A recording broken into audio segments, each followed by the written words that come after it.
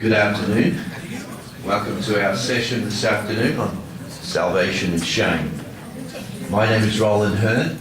I am, in order so you can locate me, I am the District Superintendent of the Australian North and West District, hence the voice. Although that doesn't explain everything, I'm also struggling with a little bit of a blocked nose. So it's either accent or blocked nose that you're hearing. You can choose whichever one you find more romantic. John Comstock is up the back, closing the door. John and I became friends about 2 years ago and found that we had a common passion around understanding the way the gospel works in the human heart. And that passion has led to lots and lots of conversations, and across that time we have now gotten to the place where we are working on the developing of a 12-month process of understanding the way discipleship works in our lives. That 12 months we can concertina down to a presentation that we can do over a weekend or over 3 or 4 days of unpacking a lot of the concepts.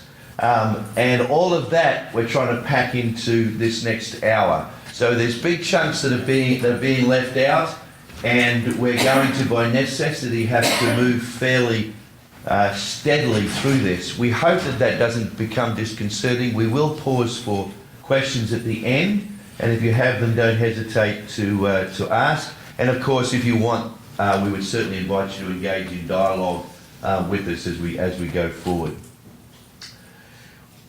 When I was about to turn 6 years of age, it was Christmas time just before my birthday, and the Scale Electric car sets had taken off in our neighbourhood. Kids with electric cars that race around the tracks, and I just wanted one of those things so badly. And I pleaded with my parents that they might buy me one of those car sets for Christmas. Of course, being good parents and keeping the illusion of Christmas alive, they acted like they weren't hearing and they weren't interested. Well, I decided to take matters into my own hand because I was fairly sure they loved me enough to give me what I wanted.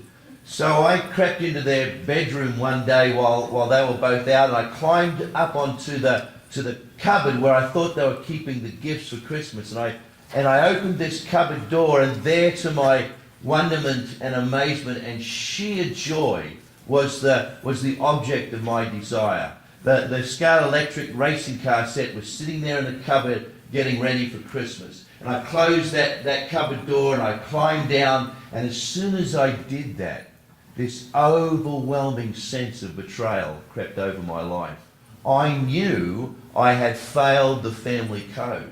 I had broken the secret, and my heart started to go blacker and blacker and blacker. And when Christmas Day arrived and that present was underneath the Christmas tree, it sat there mocking me, telling me I was a lousy human being because I had failed my family. In fact, we have a photograph of that Christmas, and we're all sitting around, and we're sitting on the garden outside the house, because it's summertime in Australia at Christmas time. So we're all in short sleeves and shirt sleeves and shorts, and sitting there in the garden with that gift at my lap, and the look on my face says, what's going on here? Because that look does not relate to that gift in front of me.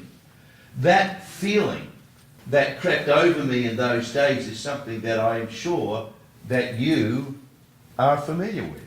At some point, it may not be that kind of a story, but you're aware of that feeling that when that darkness comes over your life, and as a result of your reality, you begin to think, I'm no good. I'm the problem. I'm worthless. Well, today we're going to think about that sense, that experience in terms of the culture in which we live. There are many people that would say to us that we live in a narcissistic age, that we are surrounded by narcissists. So let me just read to you from the DSM-4. That's the data and statistical manual for the psychologists that they refer to when they're diagnosing people. This is narcissistic personality disorder. It says the essential feature of the narcissistic personality disorder is a pervasive pattern of grandiosity, the need for admiration, and a lack of empathy. They routinely overestimate their abilities and inflate their accomplishment, often appearing boastful and pretentious. They may blithely assume that others attribute the same value to their efforts and may be surprised when the praise they expect and feel they deserve is not forthcoming.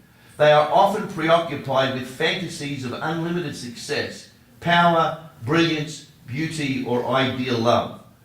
Vulnerability in self-esteem makes individuals with narcissistic personality disorder very sensitive to injury from criticism or defeat. Do you know anyone like that? Well, you probably know some people with some features of that. That's actually a disorder, but we're aware enough of those elements to be able to say, yeah, I can see pieces of that in other people. I may even see some pieces of that in myself. But if we extrapolate that to the culture in which we live, maybe we might see some features. And the features of a narcissistic culture would be a lack of empathy. Do we live in a culture that has a lack of empathy? Excessive sense of self-importance. Imagined capacities are far greater than they really are. Does that describe the world in which we live? I wonder if you believe that we live in a culture characterized by narcissism. Do you see that? Just put your hand up if you see it. We see those things in the world around us. I think we can, can't we? I mean, politicians, actors, people that are in high prominence often display these kind of features, and we're pushed towards this idea of self that says, I must have what I want in order to be valuable. That's the way the world pushes us, isn't it? Certainly the media pushes in that direction. But here's the question. What is it that drives narcissism? What is it that makes narcissism work? By the way, I don't like the idea that we live in a narcissistic culture because I'm not sure you can diagnose an entire culture with a disorder. But there's features, right? There's features. All right. There was a guy called Hans Koh, who you may be familiar with, in the late 50s, early 60s, that started developing this idea of self-psychology. And he was a psychoanalyst, which means he came in the line of Sigmund Freud. And he didn't like the fact that Freud overemphasized the role of a father in a person's relationship. He didn't like the fact that Freud emphasized guilt. But as a good psychoanalyst, he loved the idea of having a structure that you could hang everything on. And as like a good psychoanalyst, you start with a structure and then you fit the pieces in as you go along. So I wouldn't necessarily say that this is the right way of looking at things, but he opens some doors on thinking about things that are common features as people deal with, different psychologists, different theorists deal with the issue of narcissism. He opens some language in which becomes helpful for us. So he says that when we're children, infants and growing, we start looking for self-objects. That is, things that can help us understand who we are. So we see a self-object and it tells us something about ourselves. And the primary self-objects that he suggested were our parents. And even more so, the mother. That a mother's love towards a child is the most essential part of developing a sense of self effectively. And so he would talk about the mother mirroring to a child. And to mirror it, and we'll talk about that in a few minutes, I shouldn't get ahead of myself. So he said the self, Freud had this thing of three different pieces of the self. He said the self is divided into two pieces. The grandiose self, which is the narcissistic drive. And he didn't think narcissism at that point was a bad thing. It's that idea that I am worth having something that helps me identify my worth. It's an important part of becoming a healthy person is to gain things around you that help affirm who you are. It gives me a sense of being able to accomplish, being able to achieve. I can do things. The other part of the self was the idealized self. This is what I can become. So my parents primarily portray to me what I can become. And so if I have a healthy grandiose self and a healthy idealized self, then those things will come together through the process of mirroring. So as I look into a person's eyes, what I see back tells me whether or not I am a valuable human being, and that helps bring those two ideas of the grandiose self and the idealized self together. And so this mirroring becomes very, very important, and it becomes most important in the mother's gaze as she looks down at the child held in the mother's arms. This was what Kohut was saying, that as the child looks back up in the mother's face, what the child sees in the mother's eyes says that they are valuable. We could think a lot later about how in the church that principle of mirroring back to people their worth can play an essential role in helping develop a new self in Christ. In fact, that's a whole other study, but I think it's one of great merit. So if a child doesn't get that reflection, if a child doesn't get back that they are valuable and is able to bring those two parts together, then that self begins to fracture, and it begins to fracture into an idealized self that is never ever satisfied. I'm never ever good enough, and I always need to strive for more. So he called it a fractured self. In the early 90s, a practical theologian called Donald Capps, who wrote quite a lot and has quite a lot of good things to say, asked a simple question. He said, what has happened in the church to the idea of sin? And he goes on to say that the church has become uncomfortable with talking about sin because we try and impose on people a sense of guilt. And the reason that now has become uncomfortable for the church is that the society in which we live no longer accepts guilt. So we try and put guilt on people, they reject it back. We no longer are able to engage the world in which we live with the idea of guilt. But he said the problem is that sin's primary feature is something else. Sin's primary feature is the impact of shame. And he said that the narcissist personality is very aware of shame because they are this fractured self. The narcissist personality is this broken self. And he called it the depleted self. And the dominant feature of the depleted self is shame. So the gospel message must be able to speak to the issue of shame in people's lives. Neil Pembroke, who I've had a lot of personal engagement with, one of the people in the world that I just love because of what he's put into my life, says that the narcissistic personality is dominated by shame. Whereas at one time emotional distress may have been primarily associated with guilt, today it is more likely to be experienced in terms of shame. At this point in time in the conversation, we're still playing around with the idea of shame. What are we actually talking about when we're talking about shame? But we'll get to that. But what I want to suggest to you here is that the world in which we live no longer associates with guilt. But people know what it is to feel worthless. They know what that blackness of the soul actually is. So guilt is the concept, I feel what I did is wrong. So when we feel guilty, guilt leads us towards relational repair and requires us to have empathy. That means this. If I hurt you, and I see that I've hurt you, guilt is what helps me to understand that I've hurt you.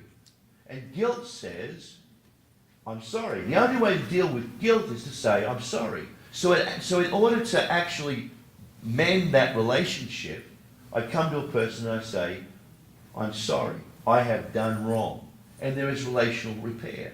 Guilt actually requires empathy in order to exist. Therefore, guilt is actually a function of love. Let's have a look at this. Shame says, I am wrong. It is a distorted, lost sense of identity and worth. I am bad. I am wrong. The voice is, I am not enough. It moves to hide, withdraw, attack others, or attack self. Shame is that drives relationships apart. When we have been attempting to understand shame, including its relationship to guilt, in psychological terms, we have been, in psychological terms, from a theological perspective, it is necessary to reformulate our understanding of sin in order to address the problem of shame. There is a connection here between sin and shame. In fact, we will see that in scriptures. We even hear that in our hymnology. There is a connection between sin and shame. And so we actually need to deliberately think through these connections. So, what is shame? Shame is identity. I am wrong. Shame is perception. I am not good enough. It actually says, I think that you think I am not good enough. Shame almost never occurs apart from as an artifact of experience, but it almost never occurs outside of my perception of what you think of me. It's if I was in my office and I put some music on, maybe some Eagles or something, and I'm feeling good about myself, I might get up and I might start to dance, right? And no problem. But if somebody walks into that room at that time and they see me dancing, then I'm going to be embarrassed, right? Because I'm a lousy dancer. I have no rhythm at all. If I'm on my own, I'm okay with that. But if someone's seeing me, now I'm thinking, they think I'm a lousy dancer. Well, they'd be right. But that actually causes me pain that they're right? Because I don't like that idea. So it's perception. It's I am not good enough. Shame is also relational. Shame always happens in the context of relationships. In relationships, my worthlessness will be discovered. I need to withdraw. Shame pushes us away from relationships. Shame is what breaks relationships. I need to move through this as quickly as we can. But the characteristics of shame, and you'll see them very easily. Shame is a sense of exposure. People are seeing me. I think they're seeing me for who I fear that I really am. That's the sense. But did you see that? I think that you're seeing me as I fear I really am. A sense of exposure. Shame brings a need to hide. Whenever you find a person wanting to hide away, that's shame. You watch a child interacting with a group of adults, and then one of the adults who they don't know might turn to them and say, "Oh, you're a little cute one, aren't you?" And very often you'll see the child, rather than responding with a smile, they go and hide behind something and get it because they don't want to be. That's that latent sense of shame that says I'm not good enough. It's identifiable in the earliest days of human existence. That need to hide. It's a perceived incongruence between expectations and achievements. That simply means I think that what you want from me, I'm not good enough to achieve. It is the mark of every institution that has ever existed on the face of the earth. We think that the place, the environments in which we work want more of us than we can achieve, and more often than not, the institutions in which we're related to use that to try and manipulate performances. And you've been there. What if we're in churches like that? Wow. It's a sense of inappropriateness. I don't fit. It's a threat to trust. I don't think I can trust you with those things that scare me about myself. I think you're going to hurt me. Have you ever heard, I've heard this, you may not have, because of the context in which I talk about this, I will hear people say to me, I don't struggle with shame. I've learned I can't trust anybody, and therefore I stay away from getting into too deep relationships with people. And that way I don't have to worry about shame. Well, that whole structure is a shame structure. Right. That's what that is. I'm afraid I can't trust you, therefore I'll hide. That's shame.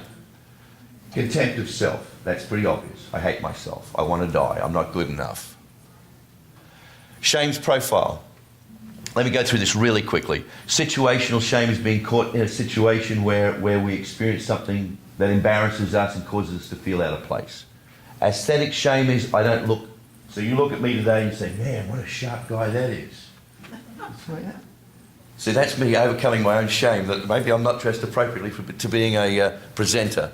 But it's, I don't fit. My looks aren't good enough. Or perhaps I've got a scar on my face. I'm worried about what you're thinking about my scar.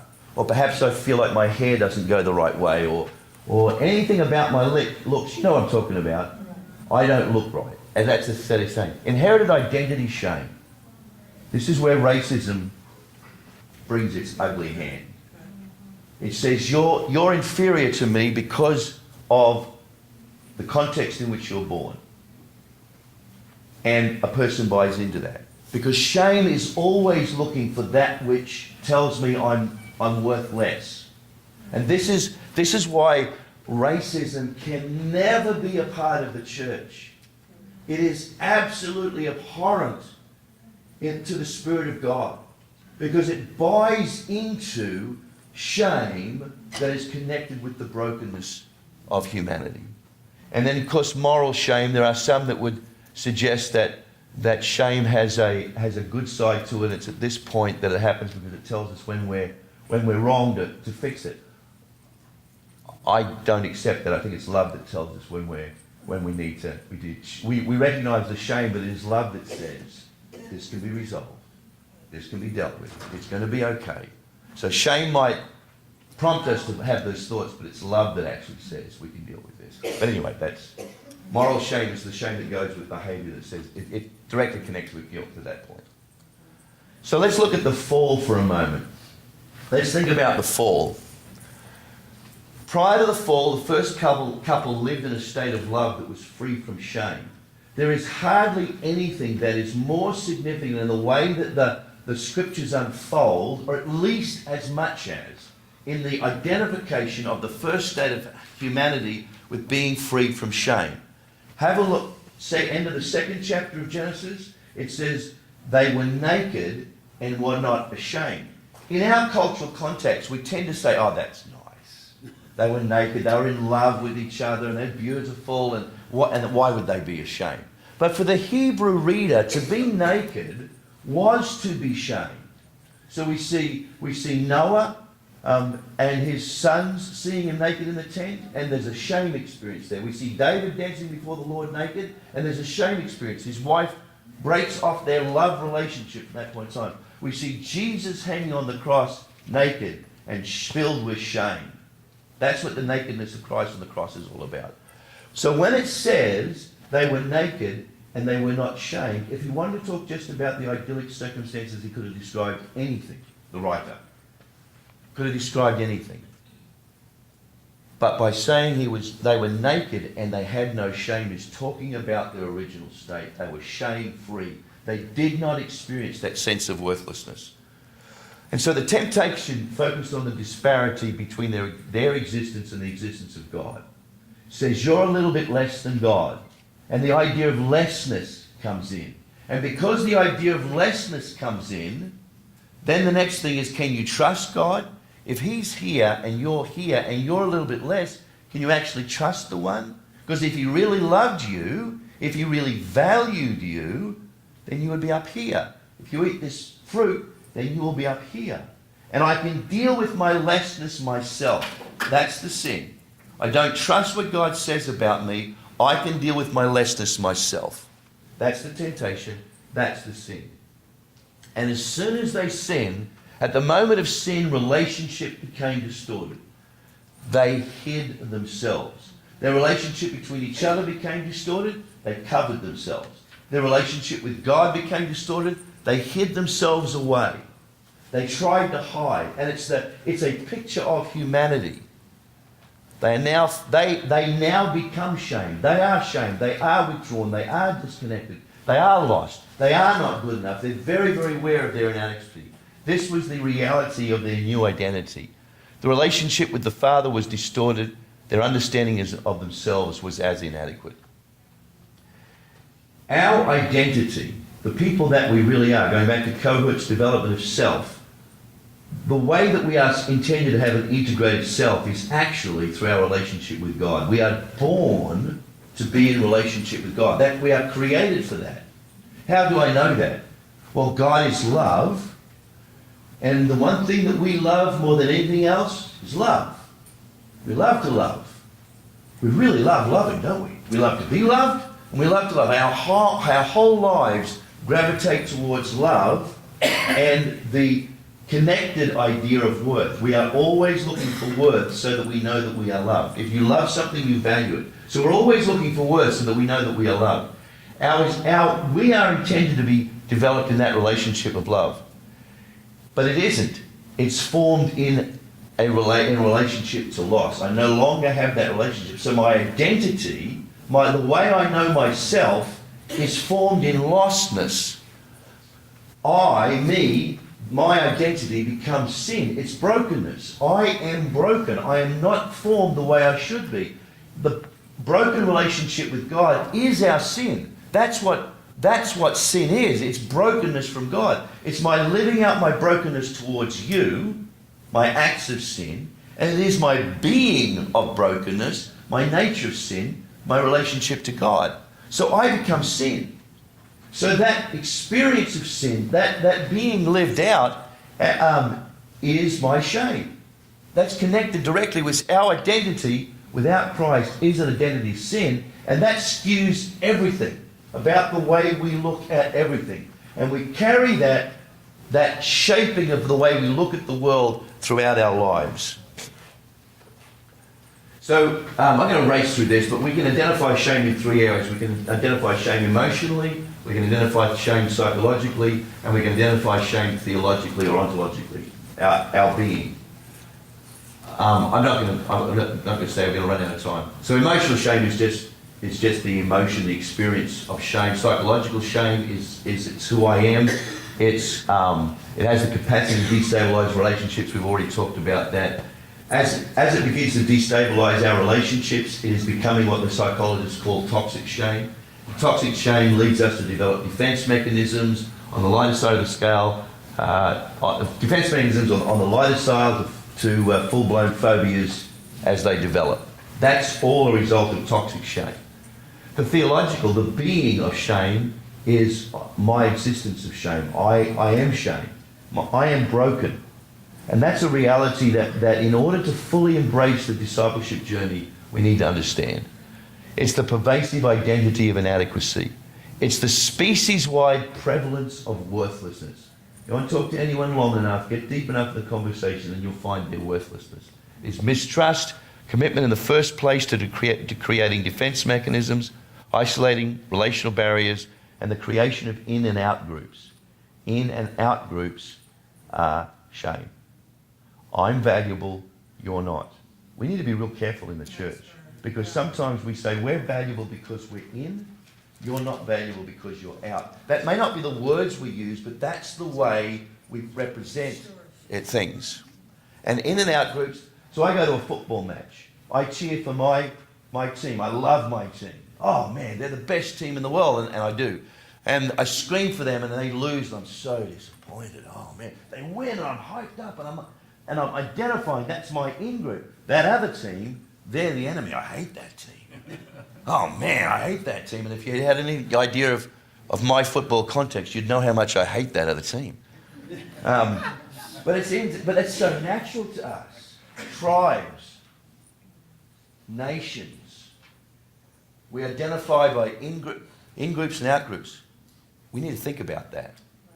How does our sense of national identity, and we all have them, mine might be a little bit different from yours, but we all have them, but how does my sense of national identity tie into my worth and therefore my shame and my experience of the other? All right, that's enough of that. So it's the fear of the loss of love. We've talked about the difference between guilt and love. Guilt is empathy. We've talked about that. Guilt is the consequence of love. Shame is the consequence of sin.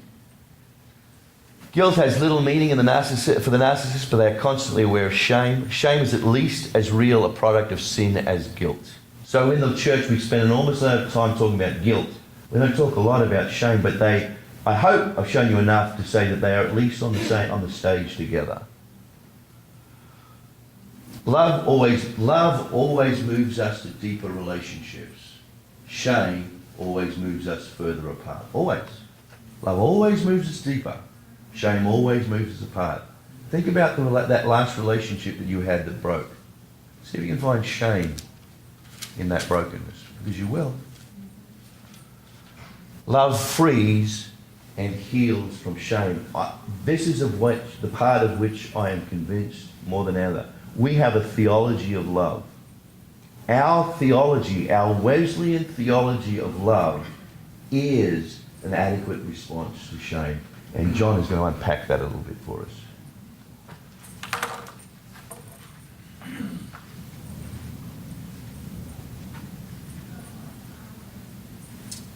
Well, I'm going to acknowledge my own sense of shame as I stand back there thinking, man, now I have to follow Roland. That's not good. I may not be enough. Did you turn this off? Is this on? Is it on? Yeah. Okay.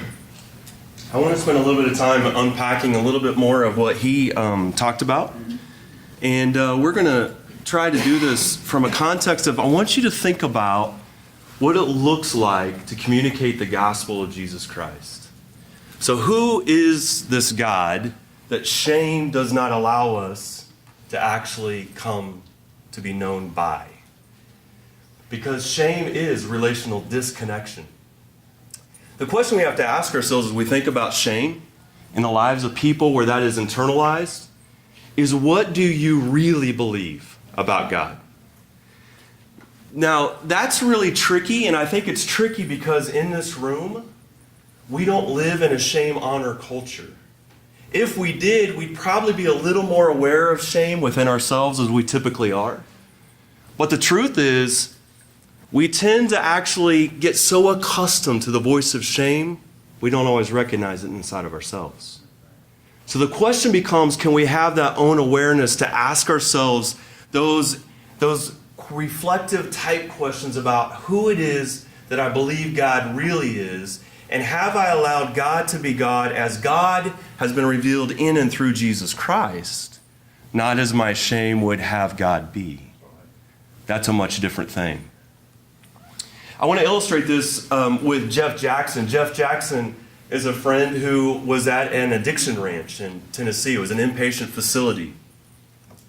He had an individual that came into his office. Jeff was working there as the spiritual coach from a Christian perspective. And this gentleman walked into Jeff's office and said, "Jeff, I'm going to prove to you God doesn't exist." Now that kind of starts off a conversation in a very interesting way, because it's a very logical, linear, analytical, if you want to say largely, maybe not entirely, but largely left brain kind of conversation. What this gentleman did not realize was that Jeff Jackson had this kind of two-world experience, because he worked on this addiction ranch where people were deeply wounded and traumatized. But he also was an associate with Ravi Zacharias International Ministries. So he was well equipped for that analytical discussion. And after a series of times of meeting together, of batting back and forth, well, is there evidence for the existence of God or not? The gentleman looked at Jeff and said, "I have to hand it to you. The evidence for the existence of God is better than my reasons for not believing God exists." And Jeff asked him this one question: are you willing to take the next step and move from atheist to agnostic and consider that it's possible God might exist? To which the question came back, well, tell me, do I have to then admit that God has a say in my life if I do that? Jeff said, well, by the very definition of God, yes, at some level you would have to do that. And without hesitation, this friend said, then no. Because anyone that's ever had a say in my life, his words, has screwed my life up. Shame, trauma. Here's the reality. In his cognitions, he could actually step back and look at the evidential belief if it were laid on the table and examine it and say that's reasonable, but there was something much more persuasive in his own life, and it was the reality of his own shame narrative. The shame he had actually used to create God in his brokenness. And the reality is this: probably the God that Jeff's friend doesn't believe in, none of us believe in either. Most of the atheists, Richard Dawkins, Sam Harris, those guys that are on speaking tours and writing books, the God they describe is really not the God any of us believe in either. So in that sense, I guess I would have to stand up with them. If that's the God that you say exists, I'm an atheist too. Because that's the God constructed out of a shame narrative. So what if defining our terms of salvation is this reality in which repentance is not getting God to change God's mind about us? And think about how the gospel message is most often articulated, by the way. What if repentance is us changing our mind about the character and nature of God as we come face to face with Jesus Christ as Jesus Christ really is? That's a much different construct to think about. It's not just a moral framework, it's a healing framework for salvation. Because shame has to be addressed. One of the theologians that has influenced me probably the most in the last couple years, 2 or 3, 4 years, has been Baxter Kruger. Baxter Kruger studied Trinitarian theology under the Torrance brothers in Scotland. And he came up with this schematic. And I'm going to borrow from Baxter. I'm not going to steal from him because I'm giving him credit for this. But I think it's so good, it's worth sharing. This is what Baxter would say, and it fits with this shame narrative. When we've internalized shame, we have a G-O-D. It's this nameless, faceless, sterile, holy God that has to be appeased. And we create the image of this lonely G-O-D out of the construct of our own shame. And when we do that, we have no choice but to live a life of I am not. I am not lovable. I am not acceptable. I am not valuable. I am not fill in the blank. And when we live in that space of relational disconnection, not spatial separation, the reality is the dis-ease that it creates means we have to find ways to self-medicate. And we all know we live in a world that self-medicates. One of the most lonely cultures is right here in the U.S. It's on the rise.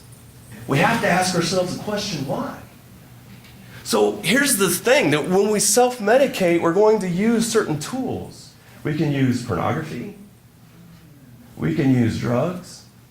We can use church and religion to hide from this G-O-D.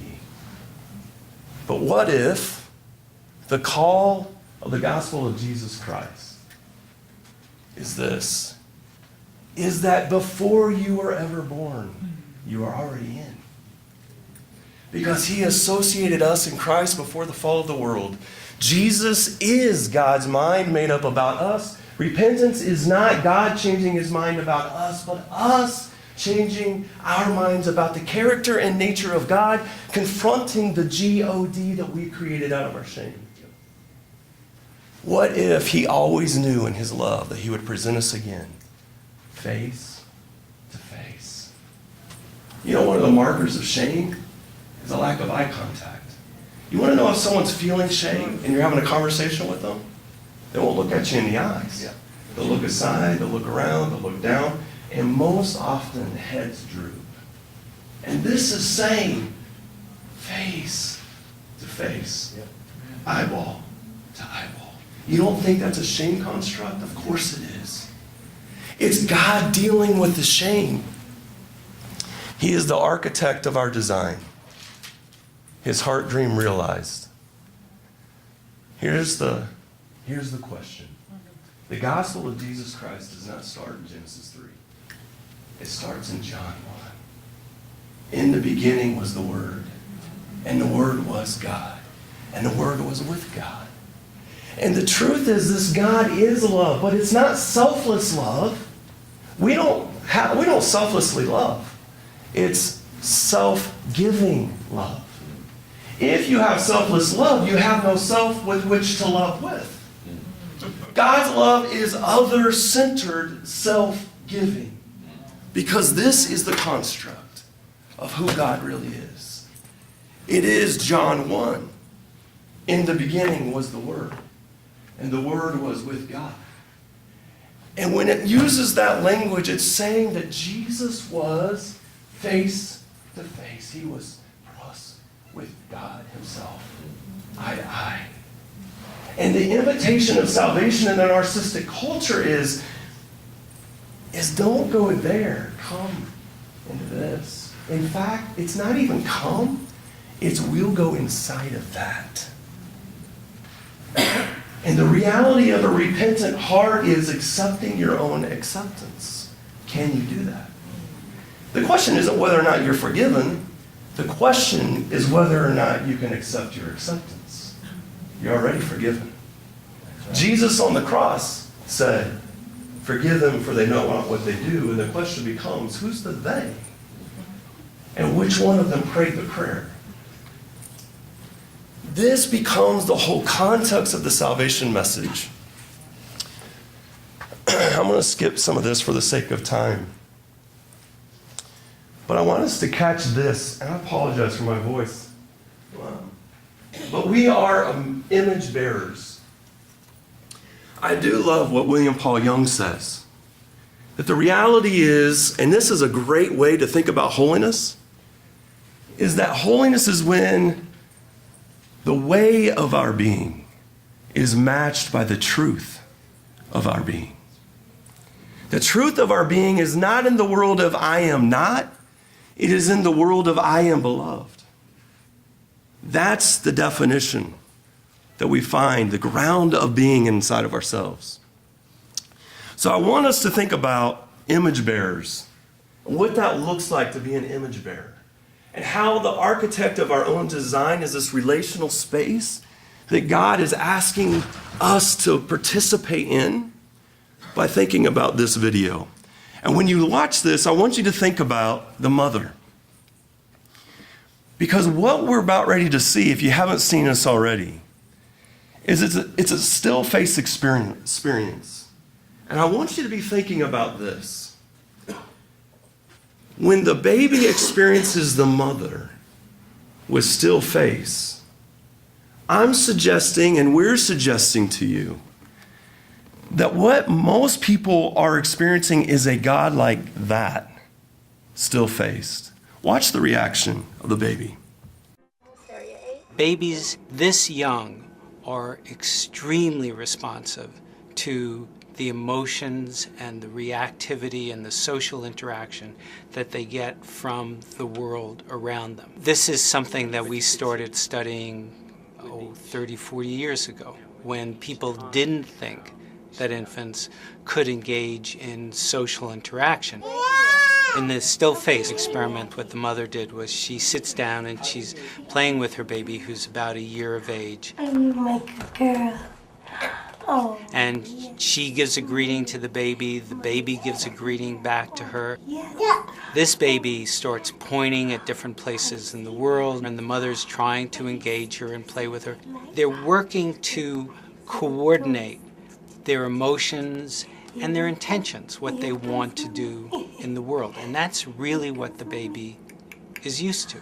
And then we ask the mother to not respond to the baby. The baby very quickly picks up on this, and then she uses all of her abilities to try and get the mother back. She smiles at the mother. She points because she's used to the mother looking where she points.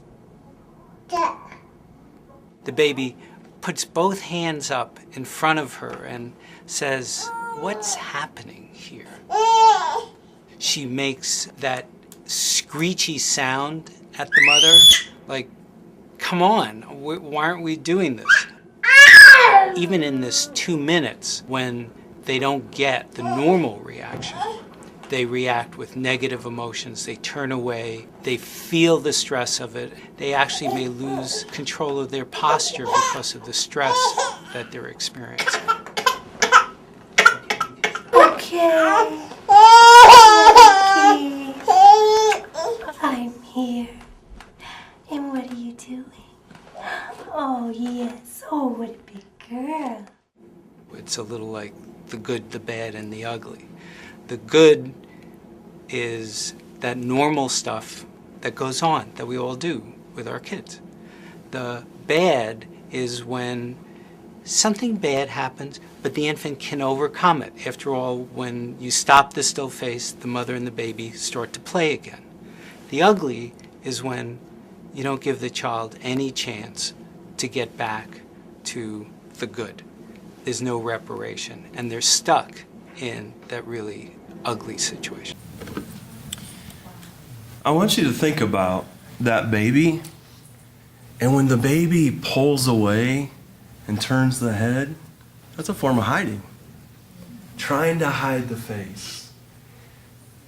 In the congregations that we live in and in the communities that we live in, how many people do you think live like that? Wow. It doesn't look like a baby. We just have more adult form ways of doing it. Gossip, attacking others, attacking self, withdrawal, hiding, but it's still the same. And the truth is, we're being asked by God to attune ourselves to God. And that interaction of back and forth, the gaze of the eye, a space that shame will not allow for. But the truth is, it's very difficult to do if we only have a construct of a God. And we communicate the gospel that way. An angry God that has to punish someone for sin. That's actually not the Wesleyan view. The Wesleyan view is that God actually is demonstrating love and subjected himself to our judgment, our condemnation on the cross. Here's what John Wesley said. To recover our first estate, from which we are thus fallen, is the one thing now needful. To re-exchange the image of Satan for the image of God. Bondage for freedom, sickness for health. The one work we have to do is to return from the gates of death to perfect soundness, to have our diseases cured, our wounds healed, and our uncleanness done away. When we communicate the gospel, it is not just a communication of God forgives you. It is addressing the shame itself. David Rhodes said, when you say you are forgiving, you are dealing with the act. And I would say largely in the church, this is about all we've done when we communicate the gospel. Is we put it in a built construct. God forgives you, and it is true. God forgives. But when we do that, we're not addressing the shame. When you say you are forgiven, you are dealing with the act, but not always the shame that underlies the act. When you say you are accepted, you address not only the sin, but also the underlying shame for being the kind of person that would commit such a sin or crime. And you liberate the person from the tyranny of the system that caused the shame. If we're saying from a theological viewpoint that shame is a distorted or lost sense of identity and worth, I think it's pretty difficult for most people to behave in ways inconsistent with the identity and worth that they have. So addressing the issue of shame becomes paramount. In the story of God, we see this quite clearly on the cross, and Roland alluded to it. When Jesus entered into our shame by hanging on the cross outside the city gates, naked, not with a loincloth, naked, entering into exactly. And on the cross, Jesus said, Father, why have you forsaken me? In the God model, that means God turned his back, Father turned his back on Jesus. because wrath had to be poured out and punishment had to be put on Jesus. But what if Jesus is addressing shame? In that moment, what if Jesus is actually saying to those who would hear, you think Father is gone, but he's actually right here, right now. Many scholars would say that Jesus was quoting, obviously, Psalm 22:1, and that most Orthodox Jews would have memorized what we have in our scripture as Psalm 22, 23, and 24. And it would have been memorized to the point that when you start, you finish because you have it memorized. If I start off and say, Amazing Grace, how... You didn't need me to project the words, did you? Neither did they. And what if we realize that in Psalm 22, what Jesus is dealing with is this construction of G-O-D, and he's saying in all the suffering, not to take away from the suffering side of it. It's very real. But what if he's saying, Father's right here. You want to know who Father is? Look at me. If you've seen him, you've seen the Father. And the reality is, when we look at this, we see that Jesus identifies with the suffering.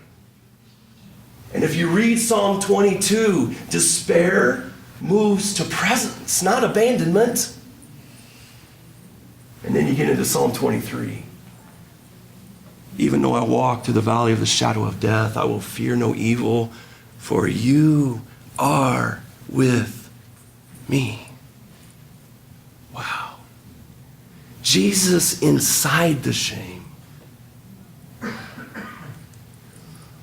I want to close with this illustration. To say, what does it actually look like to communicate the gospel in that kind of way? Sometimes we fear in this kind of conversation, well, if someone doesn't feel shame, they'll do whatever they want, right? Isn't that the problem with our culture? And what we're proposing to you is actually a narcissistic culture is a shame culture. And so when we rail on that or use that as pejorative, actually the reality is that the relational disconnection is already real. And they're behaving consistent with that. It wasn't maybe 3 years ago, I got a phone call. And the person on the other side said, I want you to come to the house. And so I didn't get any other details and they wouldn't give it to me. But I could tell by the sound of the voice, it was somewhat of a crisis. And so I got in my car and I drove down the road, I-35, about 30 miles or so. And when I walked in the room, there were 4 adults. And you know how you can walk in a room and you feel tension? When tension is there, you just feel it. It's like, man, this is real. That tension was thick. And there was just a sense of what are we going to do? And as I began to share the story went like this. She just pulled a gun on her father. And now she's looking at prison time. But here's what you've got to know.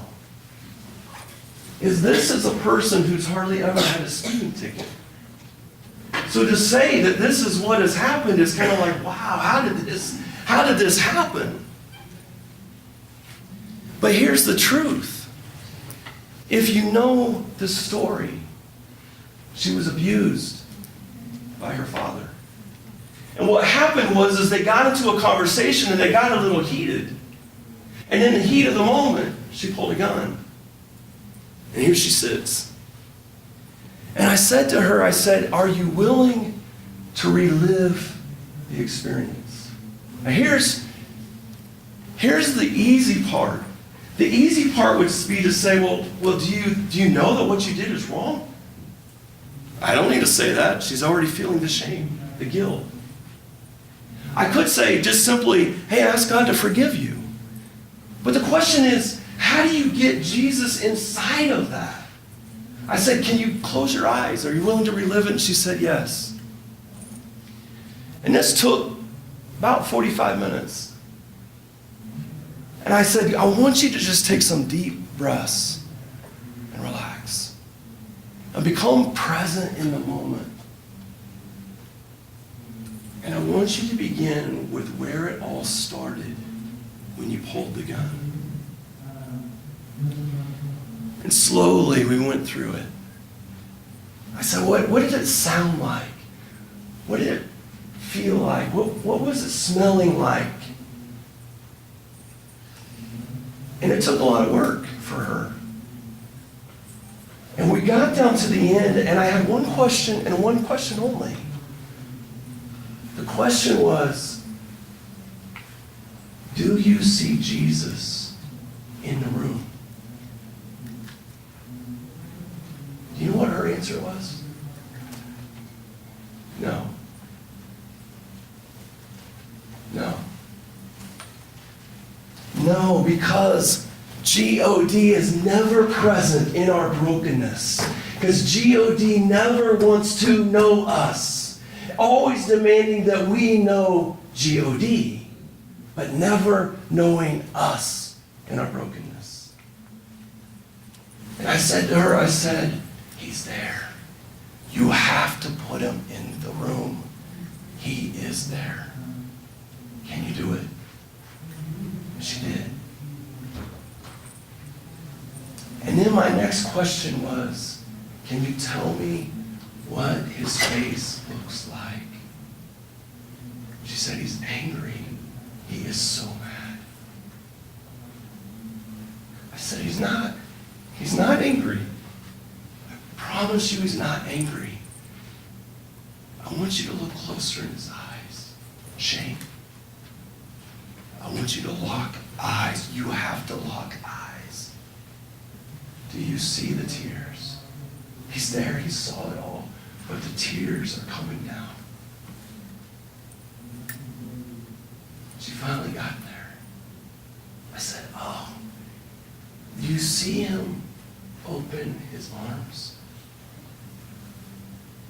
Will you let him come to you and hold you?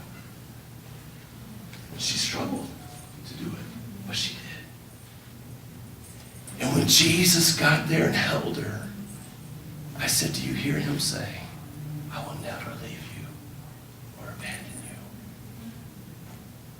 Can you hear him say, nothing can separate you from the love that I have for you. Nothing. No demons. Nothing on earth. Nothing in the heavens.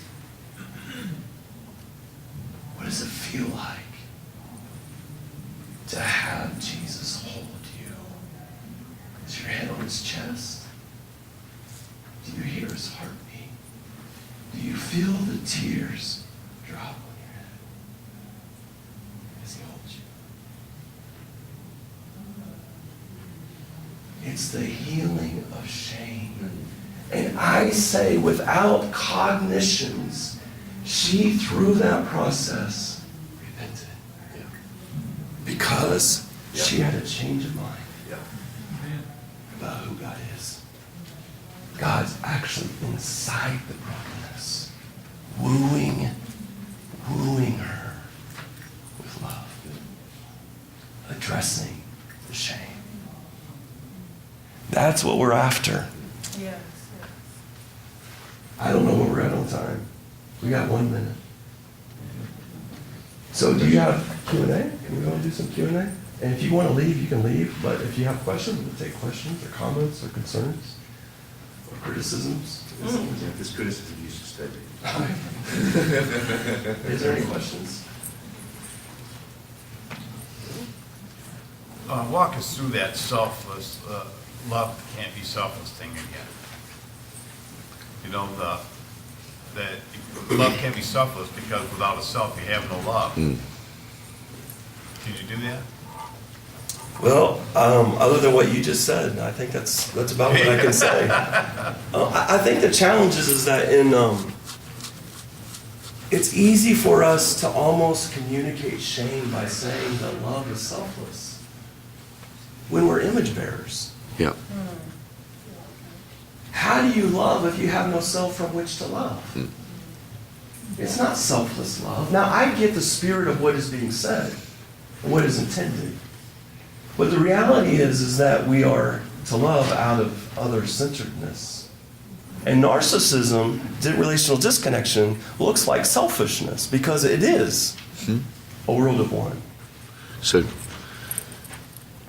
we are always going to have a perspective of ourself, whether it's the fractured self of the narcissist or the diminished self. That, when we talk, we used to always talk in the church about, we can't speak about ourselves. We have to push ourselves down.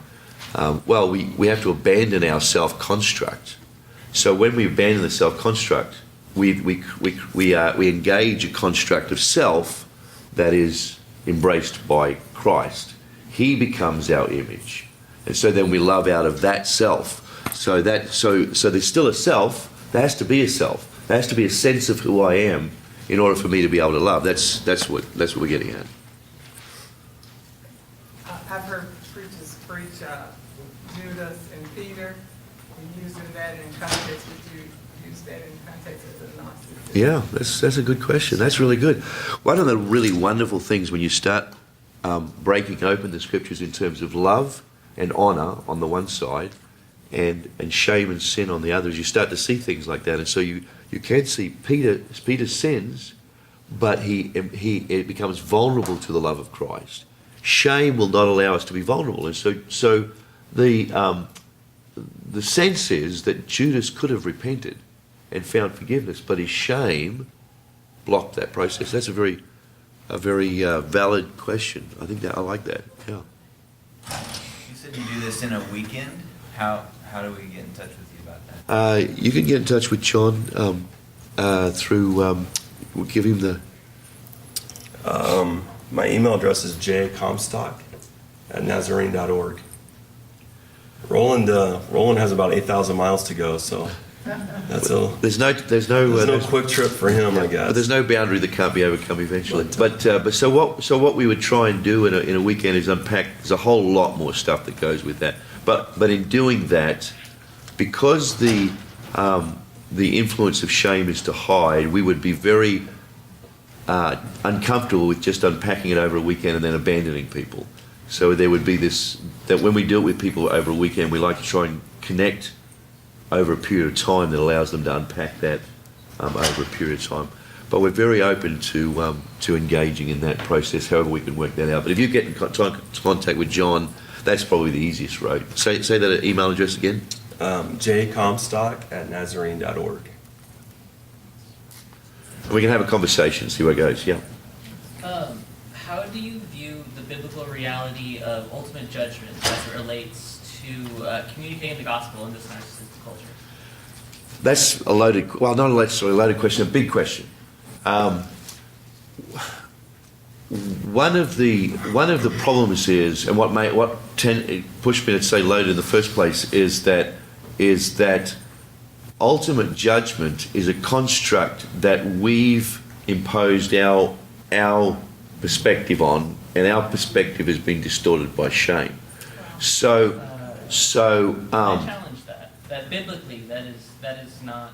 Well, no, I'm not saying there's no ultimate judgment. I'm not saying that. I'm saying that the experience in the world around us is one where that idea of ultimate judgment has shame stamped on it. So it's not necessarily a place that we start with. Right. So we embrace people and we love them and we bring them to a point where they recognize all the things that John was speaking to, so that ultimately people see their ultimate destiny in terms of their relationship with God, not in terms of whether they are good or not enough. I mean, most people outside of a church context, and many people within a church context, will still move towards what I have done, the things that I have done. Can I be good enough?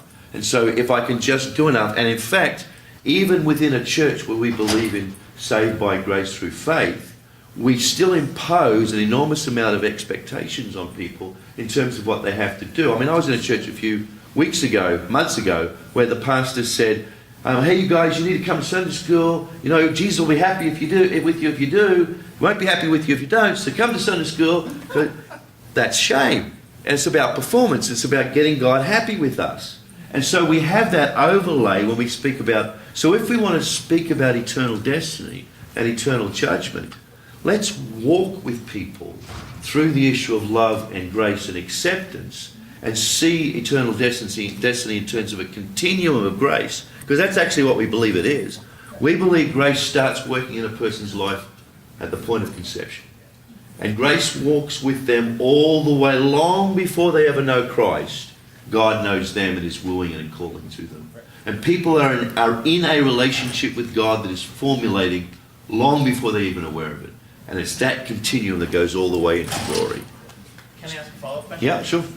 Would you say that the concept of eternal judgment is almost irrelevant then when engaging in this narcissistic culture?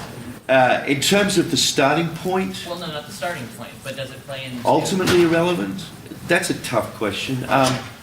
So what you might want to jump in and help me here. I'm thinking what we would ultimately say is in a narcissistic culture, the starting point is not eternal judgment. But as you begin to walk a person through that, they're moving out of that construct, right? So they're moving out of that distorted self construct into a whole self construct. So then the concept of eternity becomes entirely appropriate. It's not inappropriate in the first place. But the fact is, as Wesleyans, we are less interested in eternity than what, from other theological perspectives, a person. We see eternity as a continuum. We believe in heaven here and now. When Paul talks about heavenly places, he's talking about life here, not there.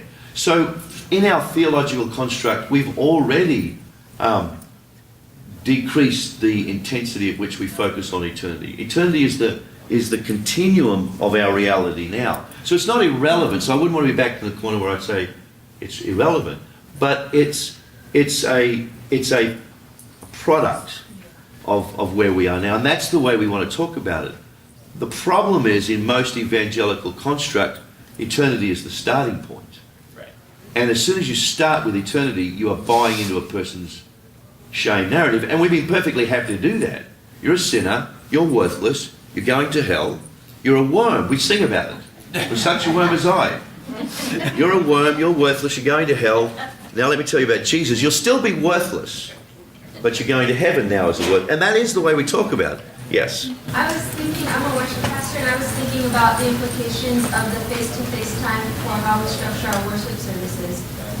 And how we can teach people to encounter God and to develop that face-to-face time with God in our Sunday morning time. Like, how can we structure that? Absolutely. One of the best things you can do is get away from rows and have arcs where people can see each other. That's one of the things one of the simple things. But it's also possible to do more things than that. But as a worship leader, that is something to think about. How do we see God in one another's eyes? You know, that is the community of grace, isn't it? We are coming to see God work.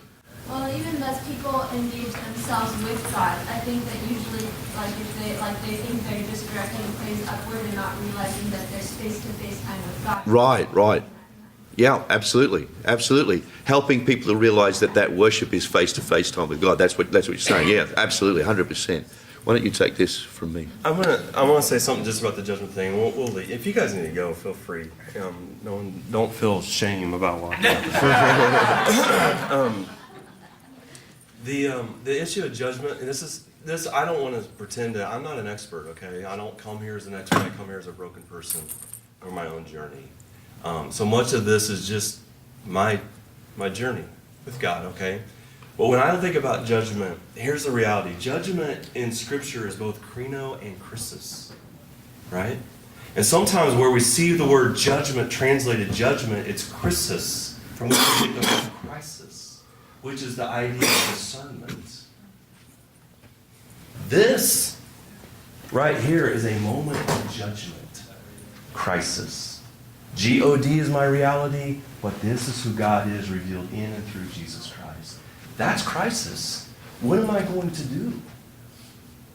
I have to make a decision whether or not I'm going to try to tune myself to G-O-D or to the God that actually is, not the God of my brokenness. That's judgment. I know of nothing that is more condemning than internalized shame. The perception that I want to be loved but can't be loved. You don't think that feels like punishment? Let me illustrate this, because I think this also gets to it in the idea of wrath. And this is William Paul Young's story. They were out camping one time. And the reality is they were 2 hours or so away from any kind of civilization. And he said, I was in a hammock. And he said, I was enjoying reading a book. It's a beautiful day. And I heard my son start to scream, yell. And he said, you know, boys are boys. And I just kind of thought, if this is going to get me out of the hammock, this better be worth it, right? But as he sat there in the hammock, he got more shrill and louder and louder. And he said, he looked up and his son was in the middle of a bee swarm. Now here was the problem. He looked across the way and his wife was running to the son, but she's allergic to bee stings. And they're about 2 hours from our nearest hospital. And he thought, this is going to be bad. And he got out of the hammock and he yelled and he said, stop, I will get him. And he said her motherly instinct had so kicked in, she didn't stop. And as she moved into the bee swarm and grabbed her son, he began to fight her. He started pushing her away, crying, and here he is getting stung, and she's trying to save him. And as he looked at her face and the intensity on her face, he thought he was in trouble for being in the bee swarm. But as she held him longer, he began to calm down and realized, I'm okay. And William Paul Young says that's the description of wrath. The full weight of God bearing down on that which gets in the way of the object of his love. That's wrath. That's excellent. And if that picture is in our minds, we think about judgment in that context. I know of nothing more eternally scary than to live my life not able to be loved because of my own shame.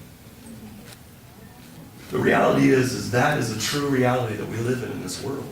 Whether we look at school shooters or suicide rates going up, it still is shame in both directions. One's attacking others, one's attacking self. If I could just give some context maybe to the Yeah. question, the line of questioning and stuff. It's totally not to trip you guys up, but I think some of the things that were said and could lead people down the path of really embracing what William Paul Young says as a universalist, as a heretic. I don't think that you guys are. But I do think that if it's not addressed, it can lead people kind of in a dangerous direction theologically. I really appreciate your answers, Yeah. but I do think that wrath is different than what William Paul Young has experienced and described. That's fine. I think that many people do, and that's why he's kind of written off as a heretic by a lot of people. Yeah. Because of universalism. Yeah. And I think that's important to address all this thing, that there is still a biblical reality of wrath. Read Revelation 19:20. Romans 1, that people are hard, that their hearts are hardened, and God gives them over to their own sinful desires. That there is that aspect of it as well. And I just think that's important to also bring into the conversation. No, it's fair. That's good. Very good. Thank you very much. All right. I think that wraps it up unless there's anything else.